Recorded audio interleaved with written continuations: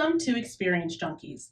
On this show, I bring together meeting and event professionals, global travelers, jet setters, and more to relive the moments we never want to forget. More importantly, we'll attempt as best we can to transport listeners to transformational points in our lives.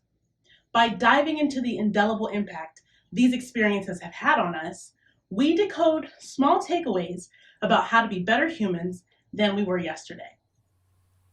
For today's episode, I jumped across the pond for a social media superstar in the meetings and incentives industry, and it's none other than Sabrina Meyers with the Hot Hospitality Exchange. If you have seen her on LinkedIn or Instagram or Twitter, you'll know that she is really a leader in the space of making sure that meeting events and hospitality professionals make sure that they have a personal brand and a voice, as well as brands using these social platforms as well to broadcast their venues or their event services. So Sabrina has a really interesting story in terms of her background, and she's really a global citizen in a true sense of the phrase. And I had a great conversation with her. So I would love for you to sit back, relax, and enjoy our conversation about Sabrina's life as a citizen of the world. Welcome back to the podcast. So happy that you are listening. I am wonderfully excited to have with me today the lovely Sabrina Meyers of Hot Hospitality Exchange. Sabrina and I kind of met online. We actually still have not met in person, although we feel like we know each other. So she's definitely one of my internet besties. One day we will be IRL besties too. It's just a matter of time. But yeah, Sabrina, so happy to have you with us. Tell everyone about who you are and what you do. What a fabulous introduction. Thank you, Dana. I do hope that we do get to become IRL besties. But yes, I'm Sabrina Meyers from Hot Hospitality Exchange, which is my brand that I launched in 2017. But I am a event professional. So I am an event planner by trade, a global event planner. Primarily have been freelancing for about 8 years now. And before that, I was in hotel sales.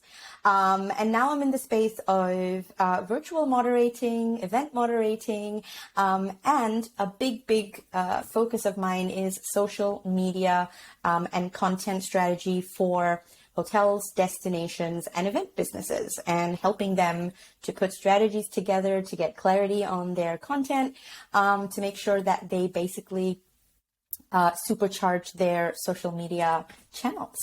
So that's me.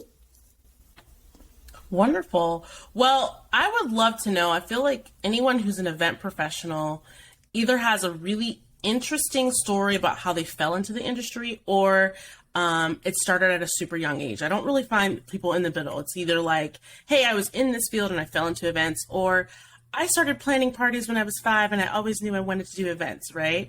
Kind of where do you fall in that camp, and what got you in this industry? So I wouldn't say that I always wanted to be in events. I definitely didn't study it. My path was, I would say, born out of my love for hotels and travel. So, my parents obviously wanted me to do something very professional, like being an accountant or an engineer or a lawyer, as lots of parents from the subcontinent that mine come from do. And I, of course, did not deliver on that front. And I was trying to figure, like any other teenager, I was trying to figure out what I wanted from life and what I wanted to do and what I would be good at. And at that point, I was a big traveler. My father was a university professor, so he would travel pretty much every other month, delivering conferences and he was a speaker at conferences. And he would take me and my mother along sometimes. And I guess that's where my love for 5-star hotels began, and I was like, oh, wow, I'd love to kind of just always be around this. And I realized that wasn't something very easy to get into. And shortly after that, I I started a higher diploma in Singapore, where I come from, where I'm born, in hotel management, in hotel and tourism. Because my brother's best friend was a very big influence. He was like me. He wasn't very good at professional things. He used to deliver takeaway for Domino's.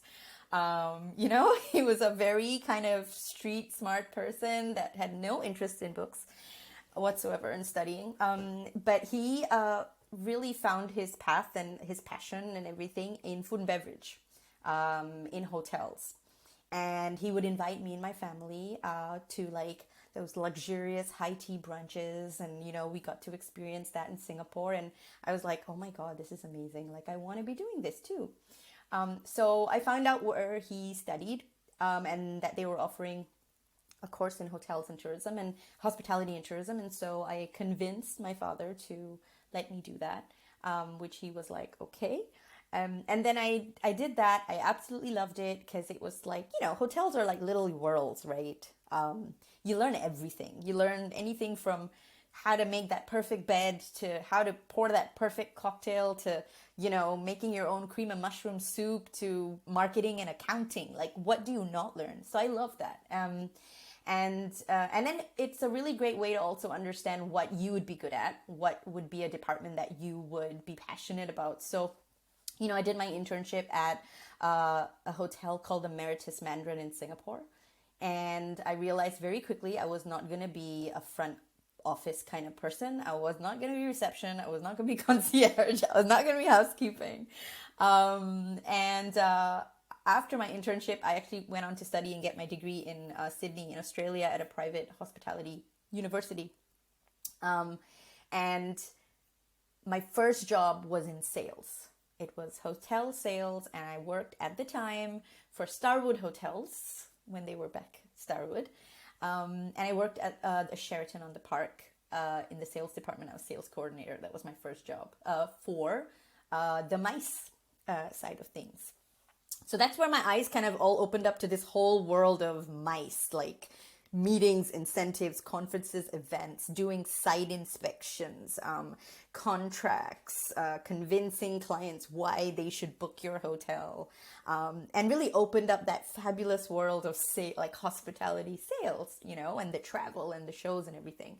So I got my taste, and that's where I fell in love with it, and I continued doing that. Then I moved to London because I wanted to work on this side of the world.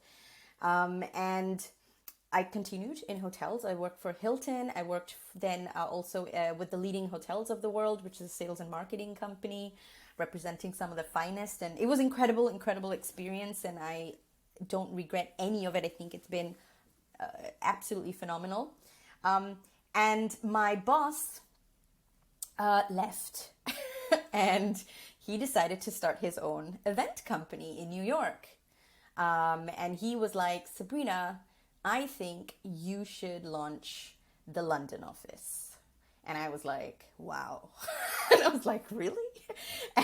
And so he's like, would you be up to it? And I said, well, I absolutely love events. I love planning them. I've helped, the teams organize the ones that we had for, the various hotels and organizations that I used to work in. So why not?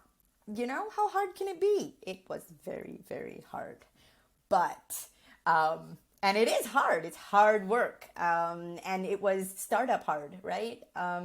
It was kind of, you're doing everything from hiring to getting the office in order, the stationery, to account management, to business development. You're pretty much doing everything. And so I really was thrown into the deep end, but I did love it and I learned so much. And my boss, he was just, he's one of these hospitality industry legends. So it was really amazing to be in that environment. So that's kind of how I guess, fell into events. I was handpicked and put into the field, and I loved it so much that I never left. That pretty much was it. Mm-hmm. Awesome. Wonderful. I love the journey and when you mentioned kind of, hey, I would like to keep doing these 5-star experiences. Oh, wait, that's on dad's company's dime. I'm, if I'm actually paying for this, I can't afford any of this, right? What a reality check. Exactly. It's really interesting too that you've had several kind of career shifts. How, one, you started with your internship and you worked in hotel sales, then you were a planner, and now you're kind of really focused on being, the talent at events, but also helping people with their social media strategies. Can you kind of talk about, how the different experiences have affected your love relationship with events, if you will, from the sales perspective to the planner perspective to, now kind of being a consultant and social media expert? Absolutely. I think it's really allowed me to get to view the industry from so many different perspectives. From the hotel perspective, I got to see it, from the supplier side.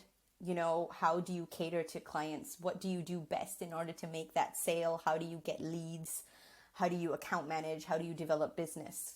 And then, of course, how do you network? And how do you, have a good time and kind of make those relationships and appreciate the travel and everything that comes with it and learn lots of things along the way. So the hotel side of things was definitely a great starting point. And it's true, I have had quite a few shifts and transformations. And they've always been, the catalyst for these have always been something personal that has happened, that has kind of pushed me in that direction towards where I am today.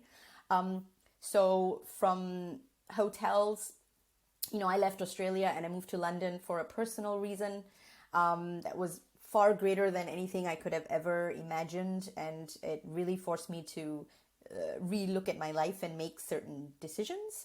So I did do that, and then when I moved into events, the event side of things really taught me a lot of grit. Get your hands dirty. It is long hours. It is also teamwork. How do you manage different personalities? How do you manage different people and getting stuff done?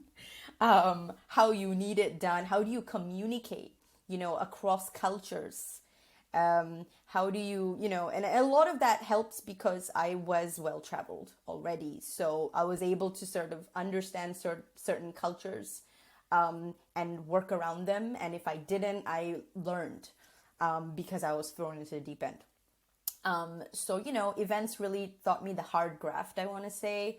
It also taught me the whole organization and planning side of things. And then it also kind of makes you look at everything in a very... It's kind of like it makes your brain turn into like an asana. Your brain is this project management tool, and... Exactly, and you're like this Miro board you're just like drawing on, right? That's like what the inside of my brain looks like.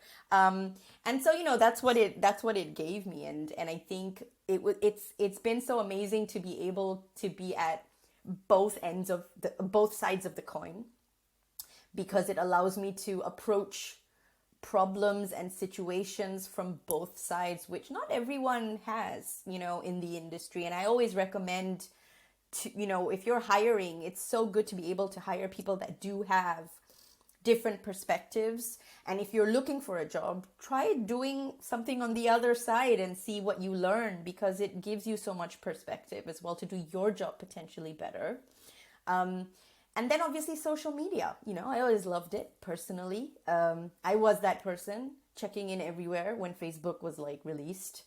I don't know why I did that. It was just the thing to do at the time. And, putting all my photo albums up and everything. But then I guess very early on, I realized how powerful it was in what we did as a job. What a powerful platform it is to be able to showcase so many different things, and why aren't people doing it? So it kind of I guess also pushed me into the world of design, content creation, learning new skills that I never had before, like learning how to use graphic programs and design programs and a whole different toolkit of things, if you will. So, it kind of also made me really appreciate the tech side of things, and how to kind of really use all these amazing tools that are out there to kind of better one's marketing and branding and sales, So, Right. So I would say those are kind of the three things that I've really kind of got along the way. And it's been one pivot to the other, to the other, to the other, all catalysted by personal milestones. You were pivoting long before it was a 4-letter word, obviously. That is true. Oh God, I said it, didn't I? I told myself I wasn't going to say it. You said the dreaded word. That should be like the perpetuity drinking game in our industry. Like anytime anyone says that word, you take a shot, right? Exactly.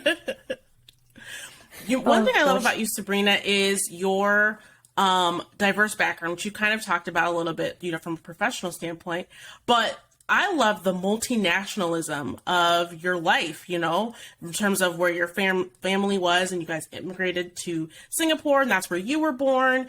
And then you've lived in London, you've lived in Australia. Can you talk about kind of how these different living environments, because obviously it's one thing to travel somewhere as a tourist, it's another to actually live and work in a different country, how that's really kind of affected your service and kind of how your outlook is as an event professional, having, all these diverse experiences from, as an expat, if you will, and many times over. Absolutely. I think I can only describe myself as a global citizen. I honestly don't feel I belong to any country. If I had to pick one, it would be Singapore, no doubt. But yeah, I think, so I've lived, obviously I was born and raised in Singapore to migrant parents. My parents are from Bangladesh. And so very early on, I was very much brought into that community environment. It takes a village to raise children. I was surrounded by other Bengali families. I grew up in a very loud, colorful, and, like what you see in monsoon wedding kind of environment, right? Like my big fat Greek wedding, but the Bengali version. So, I was all about that. That's the culture I grew up in. So it was very much, about hospitality. It was about food and hosting and inviting random strangers on the street back home that my father met in a lift, like really random stuff. But, and so I grew up with that side of things. But then Singapore itself, I always tell people I was born into diversity because it is a melting pot. I didn't know anything different. I didn't know that there was one main language. We have four official languages in Singapore that you grow up with, not just one. So, there was always, our public holidays, we were celebrating Chinese New Year and Deepavali and Ramadan and Christmas. So for me, I was doing all the holidays. It was great to grow up there, right? Got all the days. So from exactly, so from that perspective, we learned a lot. I learned a lot about different cultures and what you would do, and you become much more tolerant and more open-minded and much more broad in your thinking and how you approach things and how you converse with people and communicate. So, that obviously helped a lot in grounding. But obviously Singapore is, everyone knows it. It's a very strict country. It's very conservative. It's not a liberal, open country. So, everything was very, there was a huge emphasis on education, and it could be very stifling at some points. So, you really had to kind of, if you were a creative, it was hard. You had to find those ways to kind of be creative and still do like the professional stuff and kind of find your place. So that was hard, but you pick it up and learn it along the way. Then I moved to Australia, which was a complete other side of this, right? It was like, do what you want, freedom, and it was the first time I stayed away from home. As I moved away from home, and I was 18, and that's dangerous. When you're 18 and you're from Singapore and you move to Australia, it's just, I mean, it's a shit show. I can't not like, it was like, I don't think my parents heard from me for like a month after I landed, because I was just, I don't know, I was in oblivion. But again, I didn't grow up. I was in I didn't grow up Sydney. super conservative. I didn't grow up super conservative, but my parents were a little more on the strict side than all of my friends. So I can definitely identify with that, going away to college and like the chains being unleashed and like party time. I can stay out late. I can do what I want. So yeah, that's really interesting how you have that real kind of restrictive environment, and then you were basically released into the wild. Yeah. Literally, I was, and I embraced it. If you've met me and you know me, I will just do stuff. I will throw myself into anything. And I did at that point. And that's how I experienced it all. And, and again, Sydney was also another very much cultural melting pot. We had a lot of international students. I was in an international college doing my degree. It was a very funny statistic is that like 60% of this college were Norwegians. Oh, wow. Yes, I have interesting. A ton of Norwegian friends. I know, it's really random. So, I knew all these. I was celebrating Norwegian National Day for like 6 years that I lived there. Right? It was so bizarre. I visited like the Siemens Church, so random. But what, living there also, or living or moving and living in different places also teaches you is, you learn all the nitty gritty of renting an apartment and what do you need to do, and signing up to gas and water, what do you need to do. And these are all things you don't experience as, as a traveler or a tourist, but you really get, into it when you live somewhere. Of course, every country functions differently. So, I didn't have to worry about that stuff when I lived in Singapore because I lived with my parents. But then Australia was where I kind of became an adult, so to speak. Like, gotta work. I worked as a barista, at first as a waitress in a chocolate coffee cafe. And then I'd work my way up to like head barista. I was making like 200 coffees every morning and I loved it. And that's how I would pay my rent, and I lived with, it was the first time I lived in an apartment with another person that I didn't know. And it was a boy. No, we weren't together, but, that already raised some eyebrows with my parents because they were like, we send you to Australia and you're living with a boy. Like, it was just like,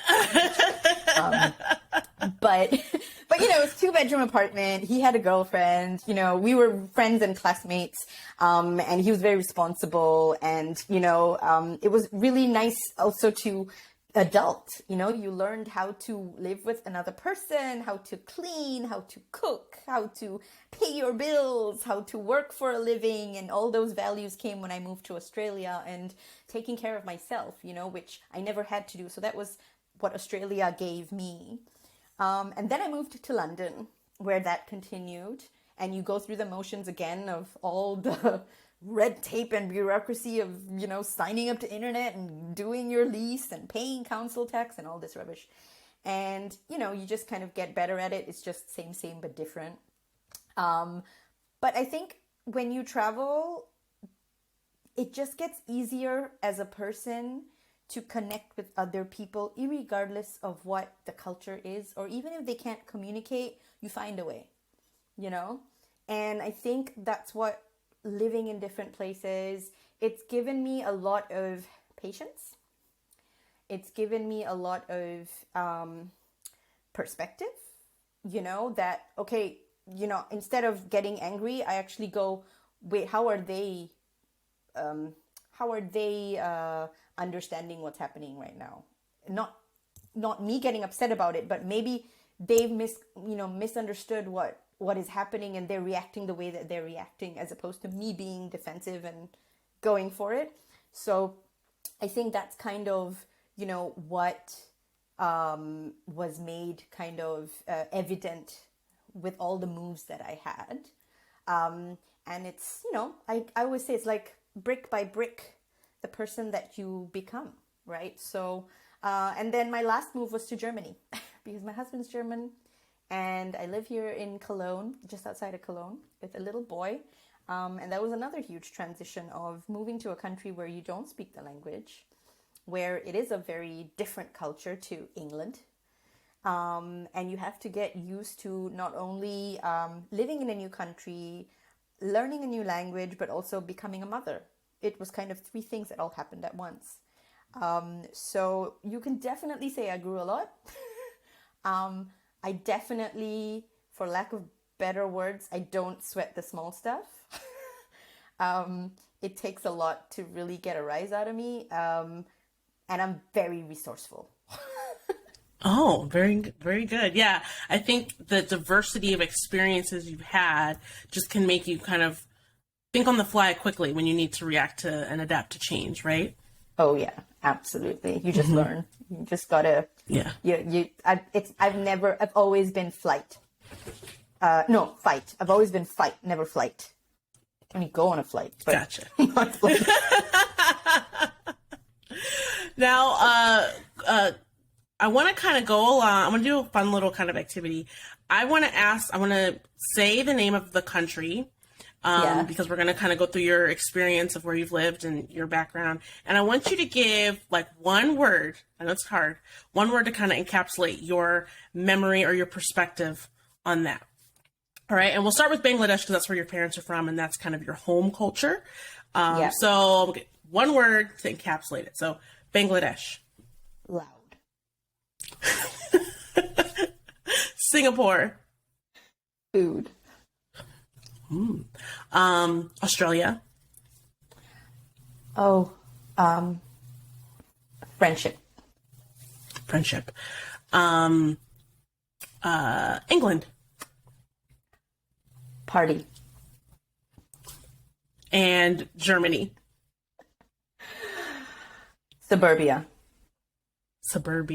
Well, I feel like you're in that phase of life, right? It speaks to where you're at. And I have to know, how many languages do you actually speak, or can you understand? What's your kind of where are you on the polyglot system? Oh gosh. So English, German, Bengali, Malay, Hindi, Urdu I understand. And then, it's peppered with I understand little bits of French. I understand little bits of Italian. Nothing that's gonna, get me a job or anything. But I could get by in those scenarios. And a ton of swear words in Mandarin. That's kind of the first thing you got to learn, right? In each language. Yeah. And a lot of people say, that, like Australian slang and Singapore English, which is called Singlish, are languages of their own. So I'm going to add those two to the polyglot. All right, so we'll add that to the official. We're gonna have to make a graphic when we market this podcast. Just encapsulating like a Gantt chart of your like language experience alone, right? Absolutely. Oh my God, this is funny. This is hilarious. So Sabrina, we've talked a lot kind of about your multinational experience. How that relates to your events. And, you even mentioned that your love of travel was birthed early on, from your family experience. But then as an adult, you've done a ton of business travel. Can you kind of talk about what it looks like when you travel with your family? I know you just did like an epic vacation in France and with all the wines. Vineyards. I was following you on your Insta stories and the vineyards you went to.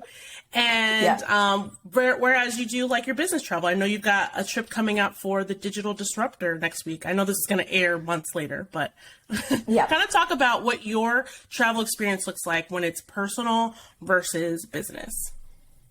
Ooh, that's a great question. I don't think I've ever been asked that. Fabulous. Wonderful. Oh, thank you. I try to ask, the questions that need answered, if we are already on the internet, then they don't need answered. Yeah. When I travel personally, like with my family, for example, which is most of the times, it's obviously very different from when I travel for business. So with the family, my husband is a very different traveler to me. He's a real homebody. So, he is one of those people that, when I say let's go on holiday, in his head, that's him lying on a beach bed and doing nothing for 7 days, right? Except like you're all inclusive, like a dream guest. All they do is lie there, go eat 3 times, come back and lie there, maybe do a couple of they never leave the resort. That is like my absolute nightmare because I am not that person. So what I tend to do is I manage those expectations by planning ahead as the event planner that I am. I plan the holidays too, and I say, these are the days we can chill, and these are the days that we're actually going to get to know the country and the city that we're going to. So, I Google a lot. I follow lots of travel bloggers, and I'm especially obsessed with Somebody Feed Phil on Netflix. If you haven't seen it, you absolutely should. And I'm a big foodie. So I'm a huge foodie. So the first thing I will do, whether I travel for business or for personal, is I will research the crap out of that destination in terms of what is good to eat. Where can I go? Where can I go to eat the local food? What's good? I'm a big coffee addict. So I love exploring and finding cafes to go to, cute cafes. Right now as a mother, a lot of my family holidays are also dictated around keeping the little one entertained as well as us. So finding things to do that kind of meet the whole family's requirements. So they look very different.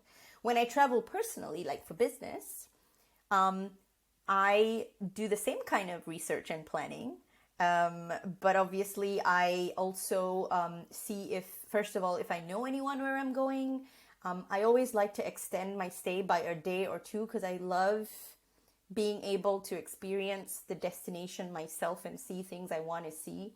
So to give you an example, going to Stavanger next week, oh my God. And I've got like a list of like cafes I want to go check out. I'm obsessed with street art and graffiti. So 9 times out of 10, I will do all these like street art walks, and then I would love to at least experience 1 or 2 like really cool, like high-end Michelin restaurants because I love that. And then try to book in like site inspections at really cool hotels because obviously I still do my vlog and I want to do a travel vlog of my experiences. They look very different. But I guess the consistent thread is that I'm definitely an explorer. I'm not someone that's going to sit on a bed, like a beach bed for 6 days and do nothing. I just can't. I literally will. The demons in my head will haunt me and get me out. So, yeah. That makes sense. And I'm imagining with all your Norwegian friends that you've got some dates lined up, right? I do. I mean, I know Heidi's probably going to keep me pretty busy. She's already asked me if I have hiking shoes, right? So I guess I'm going hiking. Oh, nice. Nice. So yeah, I mean, I love trying local food. So if there's anything local to like the cuisine, then I will definitely want to go and try out what that is.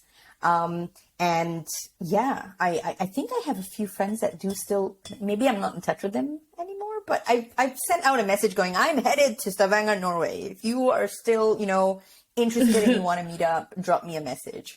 Right. Response, but yeah, we don't know. Love it.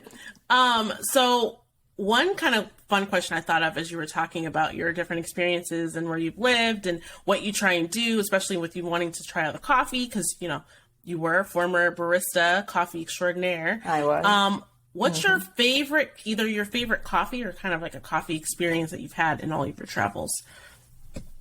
Oh, wow. So my favorite experience was, and this is something you cannot have every day because you would be obese, but it was a fam trip organized by Switzerland. and the Dorchester collection. This was when I was living in London and I was on the event planner side of things. I worked at this at the agency that we founded, and it was a small group of us, and we were doing a trip from like it was 3 destinations, and one of the destinations was Rome, and we went to some place in Rome. No, not Rome, sorry. I'm getting this all wrong. It was Milan. Sorry, Milan. It was because of the Dorchester Collection Hotel in Milan. Hello, yeah. Exactly, it was Italy. Dorchester, that's right. So we stayed a night at the Dorchester Collection Hotel, which is like a country house resort outside of London for a night. Then we flew to Milan, and then we went from there to Switzerland. Because there was 3 properties, and it was like 3 nights. It was a phenomenal trip. And when we were in Milan, beautiful hotel, by the way, there, Dorchester Collection. There's a little area, and it's got like a little canal that runs through it. And there's all these like little cafes and things along the side. And we went in and it's like, oh, Sabrina, you have to try a Nutellino. You probably know what's coming up now. So I was like, what is a Nutellino? So basically, it's like an espresso cup, and there was a huge vat of melted Nutella. So they would take a scoop of melted Nutella and basically fill up the sides and the inside of this little espresso cup. Then they would put a shot of espresso. Then they would put like a minute amount of froth, and then they would put another huge amount of Nutella on top. And that was the coffee. And I was like just looking at it for about 5 minutes, just like, what is this? And it was incredible. It really was. It was just incredible. It was like a heart attack in a cup, but it was so good. And I'll never forget it just because it was this wow factor. And I love Nutella. Who doesn't? But, it was just like these 2 things that come together, and you're in Milan. Like, what's not to love? So, that's probably my most like memorable coffee moment so far. It sounds like the creamiest, meltiest coffee you could ever have, right? Oh my God, it really was. I don't even taste coffee. You just tasted like liquid Nutella, pretty much. It's like, as you mentioned, that's definitely not something you could do every day. Absolutely. No.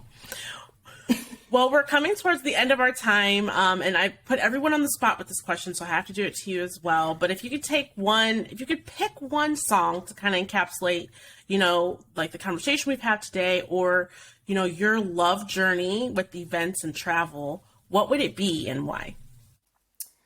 So I'm going to go with this one classic song that I have always heard. It's my feel-good song. It reminds me of travel, feel-good moments. I think we've had an awesome time here today. It's made me very happy and joyful. And that song is The Girl from Ipanema, from Stan Getz, and I think Yao Gilberto. It's a classic. It's old. It's bossa nova.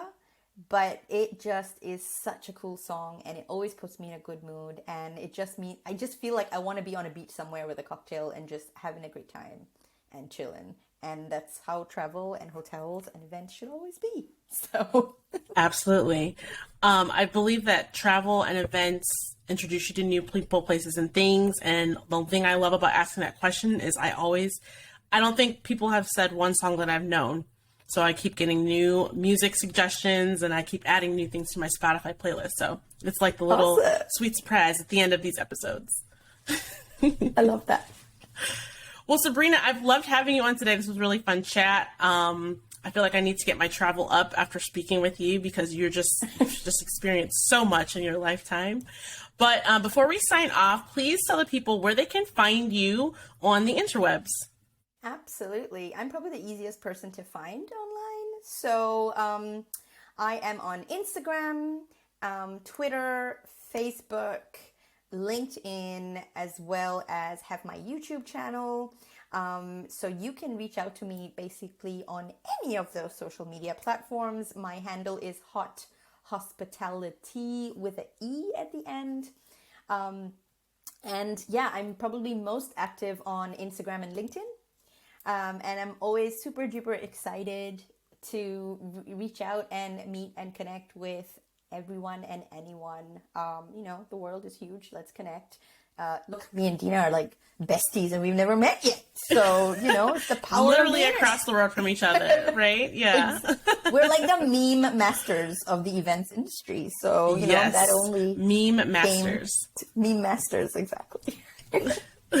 Okay, that's a new thing I'm adding to my headline. The social media expert has given me my title as meme master. It's going in my headline. Love it. Thanks so much, Sabrina, and have a great rest of your day. Thank you for having me. And thank you for to everyone that's listening for listening. Bye. This has been another episode of the Experience Junkies podcast. Thank you so much for listening and or watching. Please feel free to leave us a review. Let us know what you're thinking in the comments of this show.